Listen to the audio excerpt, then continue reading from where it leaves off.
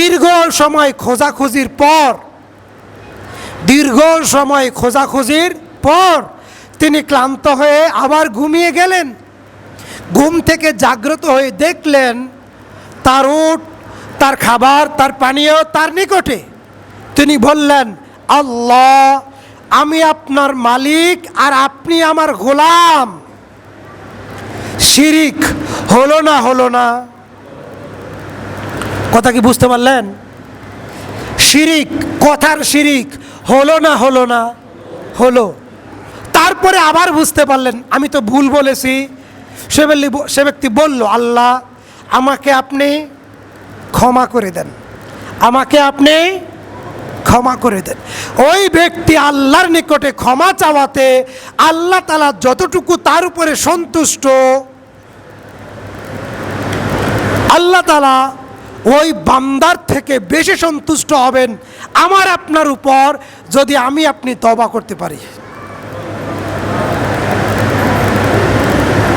প্রতিদিন কয়বার? 100 বার। কয়বার? কি বলতে হবে? আস্তাগফিরুল্লাহ। প্রত্যেক ফরজ সালাতের পরে কয়বার? 3 বার। কাজেই সম্মানিত প্রিয় হাজিরিন, আমি বলবো তওবা কবুলের 1 নম্বর শর্ত হচ্ছে ঈমান।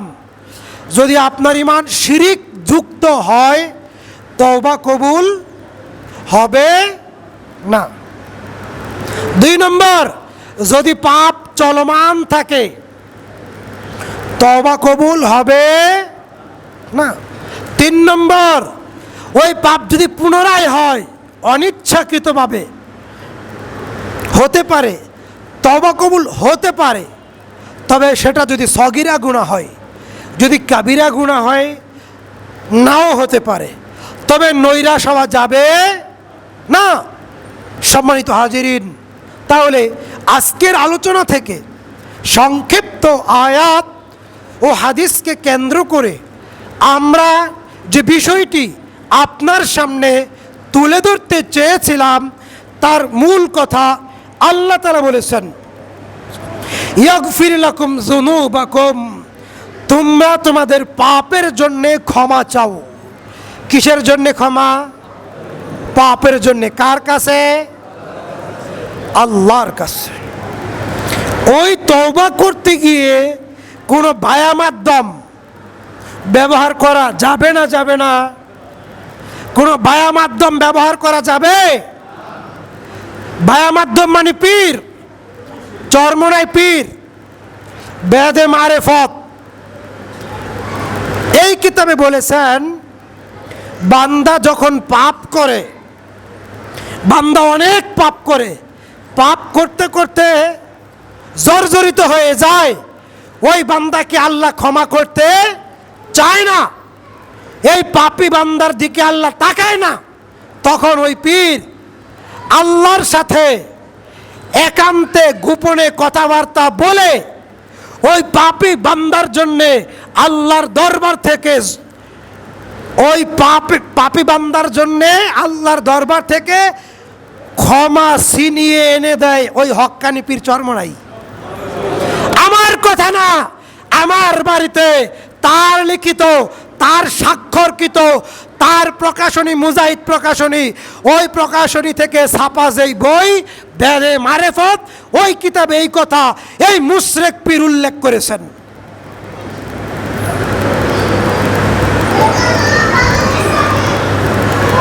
অতএব আল্লাহ বলেছেন,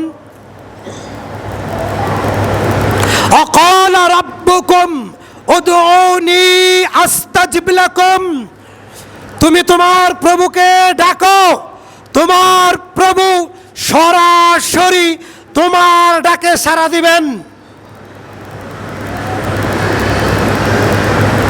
যখন কোনো বিপদ, অজু করে মসজিদে প্রবেশ করেন, সেজদায় গিয়ে বাংলা ভাষায় বলেন, সেজদায় গিয়ে বাংলা ভাষায় নফল সালাতে বলেন, আল্লাহ আমি বিপদে পড়েছি, আল্লাহ আমি দুঃখে আছি, আল্লাহ আমি ঋণে আছি, আল্লাহ আমার স্ত্রীর সন্তান প্রসব হবে, আল্লাহ আমি ঋণগ্রস্ত। অকালা রব্বুকুম, তোমার রব বলেছেন উদুনি, তুমি তাকে ডাকো, আস্তাজিব লাকুম, তোমার ডাকে তিনি সাড়া দিবেন। সুবহানাল্লাহ।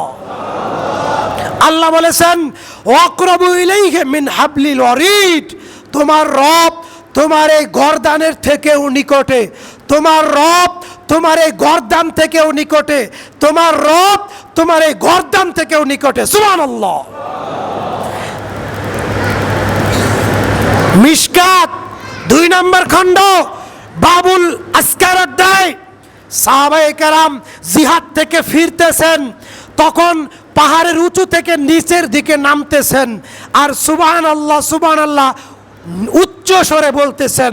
পাহাড়ে উঠতেছেন আর আল্লাহু আকবার আল্লাহু আকবার উচ্চ স্বরে বলতেছেন। আল্লাহর নবী বলেন থামো, খামোশ, চুপ থাকো, তোমরা কোনো বধির, অন্ধ, নির্বোধ, কানে শুনে না এমন প্রভুকে ডাকো না। তোমরা এমন প্রভুকে ডাকো যেই প্রভু সব কিছু শোনেন, যেই প্রভু সব কিছু দেখেন, যেই প্রভু তুমি বলার আগে তোমার মনের ভিতরে কোন কথা উদয় হয়েছে, সৃষ্টি হয়েছে, জিহ্বা দিয়ে উচ্চারণ হওয়ার আগেই সেই কথা তোমার প্রভু জানেন। সুবহানাল্লাহ।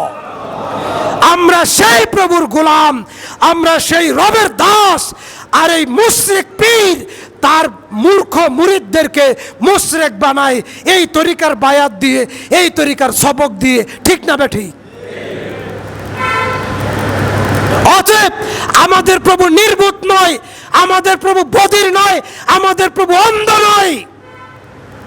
তিনি রব, তিনি ইন্নাকা আলা কুল্লি শাইইন কদির, এটা তার শান, এটা তার মান। তিনি প্রভু, তিনি রব্বুল আলামিন, তিনি সব শুনেন।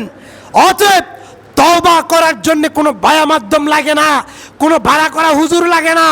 এখনই তওবা করবেন, এখনই পাপ ছেড়ে দিবেন, এখনই কবুল হবে। এখনই তওবা করবেন, এখনই পাপ ছেড়ে দিবেন, এখনই বলবেন ভুল করেছি, আল্লাহ মাফ করো। তওবা করার জন্যে আরবিতে দোয়া করা শর্ত নয়, তওবা করার জন্যে আরবিতে দোয়া করা শর্ত নয়, তওবা করার জন্যে আরবিতে দোয়া করা শর্ত নয়।